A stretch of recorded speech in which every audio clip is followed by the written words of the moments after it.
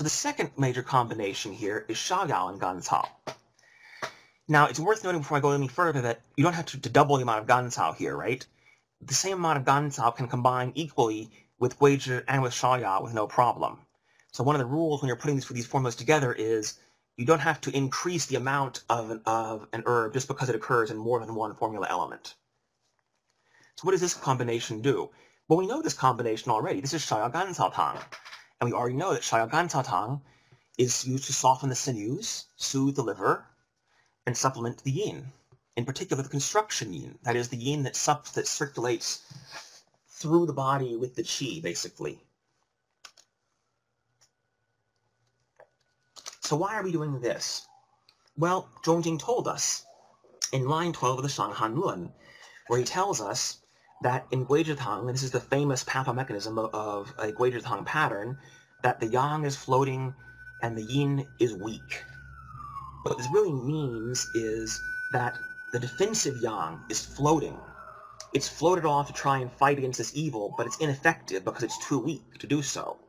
And the yin, that is the yin qi, the construction qi, is too weak, the yin yin, the construction yin you could also call it, because it can neither restrain both because it can't restrain the defensive yang, which has gone to float off, and also because when the defensive yang floats away like that, it floats up to the surface, it no longer controls the pores of the skin, and you have spontaneous sweating as a result.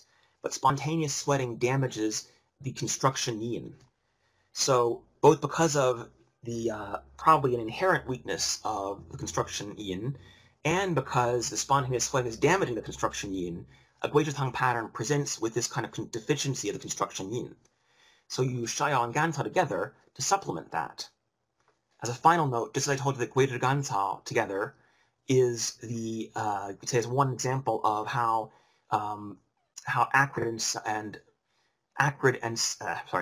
sweet produce yang. Xiaoyao and Gancao together is a very good example of how sour and sweet together produce yin. So again, this one has a very nice root in the Neijing.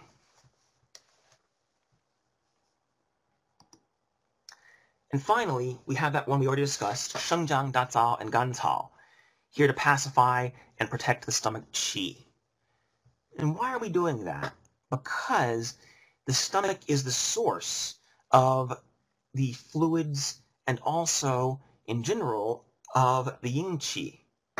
So in this particular condition, where we have the yin, the construction qi, I apologize, sometimes I don't remember to use the translation, I'm so used to using the Chinese. When it's been damaged, we need to support its root, and its root is in the spleen and stomach. So we use Shengjiang, Dazao, and Gancao together to protect the stomach qi, to supplement the spleen qi, and to generally keep everything going well in the middle burner, which is the root of our defense and our construction on the exterior. Now, again, I'll come back and emphasize this. What this tells us is Guizhi Tang is not a sweat-effusing formula. We're not using it to promote sweating. We're using it to obtain sweating, you could say, in the sense that the patient will sweat. But that's not the real purpose of the formula. The purpose of the formula is to nourish the yang of the heart and the defense and the yin of the construction. And by doing so, the yin of the construction will be strong enough to restrain and support the defensive yang, and the defensive yang will be strong enough to drive out the evil. And will protect the heart qi while we're doing it. So, all very good and well. How can we see this in the Shanghan Lun? How do we know this is true? Well, we see it a lot both in the modifications, as I mentioned, because when you look and see what is going to take out, what does Zhongjing take out of a formula when he wants to modify it, you can often see that this is how he's using Guizhi Tang. He's using it to supplement, not to effuse sweat. But we also see it in the notes following Guizhi Tang. And we all, I think, are familiar with this, that what do you do when you want to give a patient Guizhi Tang for a wind-cold invasion? Well, they have to take the formula, and then they take, what? Some porridge. Traditionally, it was rice porridge. They take a thin porridge, and they wrap themselves up in a blanket in order to generate a light sweat. Believe me, if you take something like ma huang, you don't need to take any porridge or wrap yourself in a blanket to sweat. You will sweat. So This is further evidence that Guizhi Tang and Guizhi itself as an herb don't inherently promote sweating. They create the conditions under which a sweat can occur, and particularly an effective sweat. Once you understand this, it becomes a lot easier to understand why Guizhi Tang can be used to treat conditions like a Taiyin condition, where the problem is in the spleen, or why it can be used in treating nausea during pregnancy, where obviously you're not trying to promote sweating. So we'll come to some of those a little bit later. But that's why it's so important to get what Guizhi Tang really does, because once you know what it really does, you can use it properly.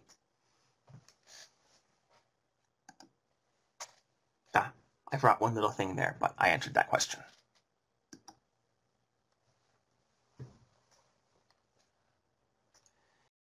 For more information on this or other ProD Live, distance or online courses, please visit www.prodseminars.com.